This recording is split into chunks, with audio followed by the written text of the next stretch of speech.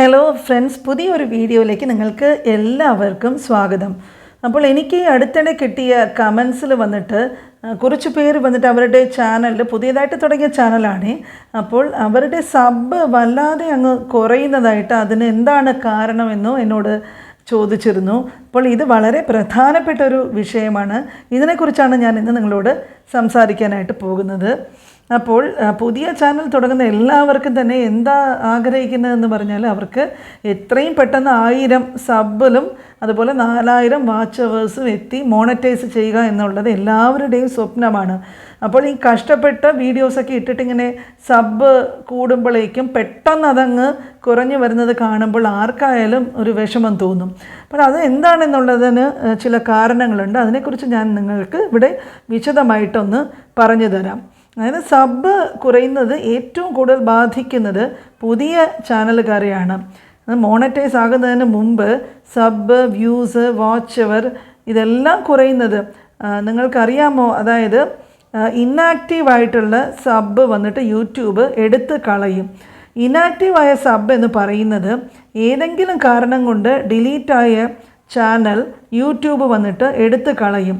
പിന്നെ ചില email I D ഉണ്ട്, ഇപ്പോൾ കുറേ ദിവസമായിട്ട് ഉപയോഗിക്കാതിരിക്കുന്നത് കൊണ്ടോ ഇല്ലെങ്കിൽ വേറെ ഏതെങ്കിലും കാരണം കൊണ്ടോ ഇമെയിൽ ഐ ഡി ഡിലീറ്റായി പോയിട്ടുണ്ടെങ്കിൽ ചിലപ്പോൾ അവർ തന്നെയായിരിക്കും അത് ഡിലീറ്റ് ചെയ്യുന്നത്. അതുപോലെ തന്നെ ചില വാല്യുവബിൾ അല്ലാത്ത ഇമെയിൽ ഐ ഡി വന്നിട്ട് യൂട്യൂബ് തന്നെ ഡിലീറ്റ് ചെയ്ത് കളയാറുണ്ട്. അപ്പോൾ അങ്ങനത്തെ ഇമെയിൽ ഐ ഡിയിൽ നിന്നും ചാനൽ ഉണ്ടാക്കിയിട്ടുള്ളവർ ഒരുപാട് പേരുണ്ടാവും. അപ്പോൾ ഇമെയിൽ ഐ ഡി പോകുമ്പോഴേക്കും ചാനലും ഡിലീറ്റായി പോകും. അപ്പോൾ അങ്ങനെ അതുമായി ബന്ധപ്പെട്ട ചാനൽ ഡിലീറ്റായി പോകുമ്പോൾ അങ്ങനെയുള്ള ചാനലുകളിൽ നിന്നും നമ്മൾക്ക് കിട്ടിയിട്ടുള്ള സബ്ബൊക്കെ അങ്ങ് പെട്ടെന്ന് കുറയും. അതുപോലെ തന്നെ ഒരു പ്രധാനപ്പെട്ട ഒരു വിഷയം നമ്മൾ അറിഞ്ഞിരിക്കേണ്ടത് ഈ സബ് ഫോർ സബ് എന്ന് പറഞ്ഞൊരു പരിപാടിയാണ്. അപ്പോൾ ഈ സബ് ഫോർ സബ് എങ്ങനെയാണെന്ന് വെച്ചാൽ പെട്ടെന്ന് നമ്മൾ അങ്ങോട്ടും ഇങ്ങോട്ടും സബ് കൊടുത്തു, സബ് തിരിച്ചു വാങ്ങി, ഈ കൊടുക്കലും വാങ്ങലും ഒക്കെ ഈ യൂട്യൂബിൻ്റെ അൽഗോരിതം വന്നിട്ട് ഇപ്പോൾ പെട്ടെന്ന് ഡിറ്റക്റ്റ് ചെയ്യാറുണ്ട്. അപ്പോൾ അങ്ങനെ അത് കണ്ടുപിടിച്ചാൽ അത്തരത്തിലുള്ള സബ്ബുകൾ യൂട്യൂബ് ഉടൻ തന്നെ എടുത്ത് കളയുന്നതായിരിക്കും. അതൊരു സ്പാമായിട്ട് എടുക്കും. അപ്പോൾ ഒരാൾ നമ്മൾക്ക് ഇങ്ങോട്ട് സബ് ചെയ്യുമ്പോഴേക്കും ഉടൻ തന്നെ തിരിച്ച് സബ് ചെയ്താൽ ആ സബ്ബുകളൊക്കെ പെട്ടെന്നങ്ങ് കുറഞ്ഞു പോകും. അപ്പോൾ സബ് ഫോർ സബ് ചെയ്യുമ്പോഴേക്കും വളരെ ശ്രദ്ധിക്കേണ്ടത് അത്യാവശ്യമാണ്. അതുപോലെ തന്നെ നമ്മൾ തന്നെ ഒരു ഫ്രീ പ്രൊമോഷൻ ചെയ്താൽ അത് വന്നിട്ട് അത് അറ്റ് എ ടൈം വന്നിട്ട് ഒരു ചാനലിൽ പോയി ഈ ധാരാളം പേര് ഈ സബ് കൊടുക്കുന്നു. അപ്പോൾ എല്ലാവരും സബ്ബൊക്കെ അതിൽ ചെയ്ത് കാണും. അതായത് 200-300 പേരൊക്കെ ഒരു ബൾക്കായിട്ട് തന്നെ സബ് ചെയ്യുമ്പോൾ അതിൽ നിന്ന് തന്നെ ഒരു 60-70 സബ് ഒറ്റ ടൈമിൽ തന്നെ പെട്ടെന്ന് കുറയും. കാരണം വീഡിയോസ് ഒന്നും കാണാതെ 3-4 മിനിറ്റെങ്കിലും വീഡിയോസ് കാണാതെ സബ് ചെയ്തിട്ടുണ്ടാകും.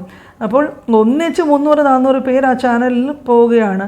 അങ്ങനെ നടക്കുമ്പോഴും സബ് അതിൽ നിന്നും കുറഞ്ഞ് ഡിക്രീസായി പോകും. അപ്പോൾ നമ്മൾ ഈ സബിൻ്റെ കാര്യത്തിൽ വളരെയധികം ശ്രദ്ധിക്കേണ്ടതുണ്ട്. പിന്നെ സബ് കൂടാനുള്ളൊരു വളരെ നല്ല വഴിയാണ് നിങ്ങൾ ദിവസവും മുടങ്ങാതെ ഷോർട്സ് ഇടുക എന്നുള്ളതാണ്.